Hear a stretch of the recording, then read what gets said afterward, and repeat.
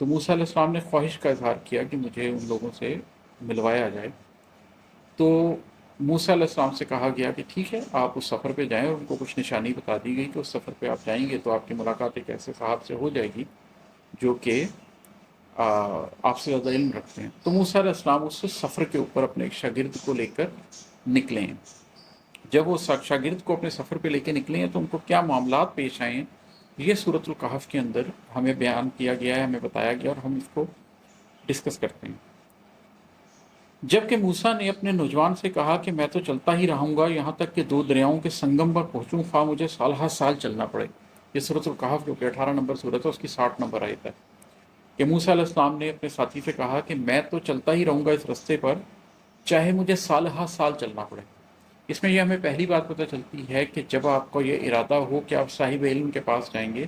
آپ اس شخص کے پاس جائیں گے جس کے پاس آپ نے علم حاصل کرنا ہے، تو آپ کو اتنا مصمم ارادے کا حامل ہونا چاہیے کہ آپ کو سالوں بھی لگ جائے وہاں تک پہنچنے کے لیے تو آپ کو اعتراض نہیں ہونا چاہیے، اور آپ کہتے ہیں کہ ہاں ٹھیک ہے میں اس راستے کے اوپر چلوں گا۔ تو اس جذبے کے ساتھ وہ چلے۔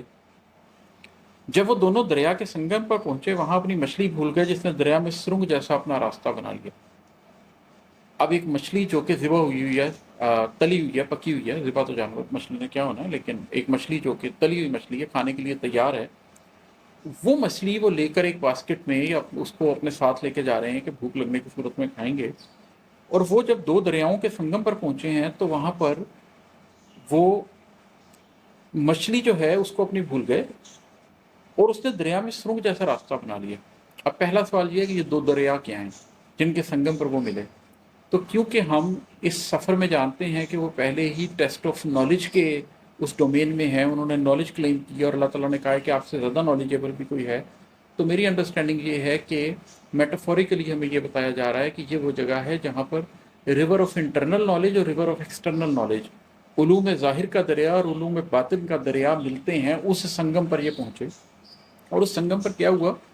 کہ مچھلی نے سرنگ جیسی جگہ بنائی، کھلی، اور اس میں رستہ بنا کے وہ مچھلی چلی گئی۔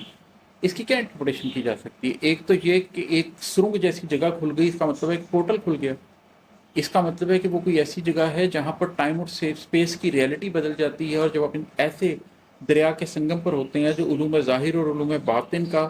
جوائنٹ ہوتا ہے، کنیکشن ہوتا ہے، تو اس جگہ پر ٹائم اینڈ اسپیس کے پورٹلز کھل جاتے ہیں۔ دوسری بات ہمیں یہ پتہ چلتی ہے کہ وہاں پر ایسے واقعات ہوتے ہیں جو عقل کو دنگ کر دینے والے ہوتے ہیں، جن کی ریشنل ایکسپلینیشن نہیں ہو سکتی ہے۔ تو جب آپ دو دریاؤں کے سنگم پر بیٹھے ہوں تو آپ کو چیزیں ویسی سمجھ آنی شروع ہو جاتی ہیں جیسی کہ وہ عام طور پر آپ کو سمجھ نہیں آ سکتی ہیں۔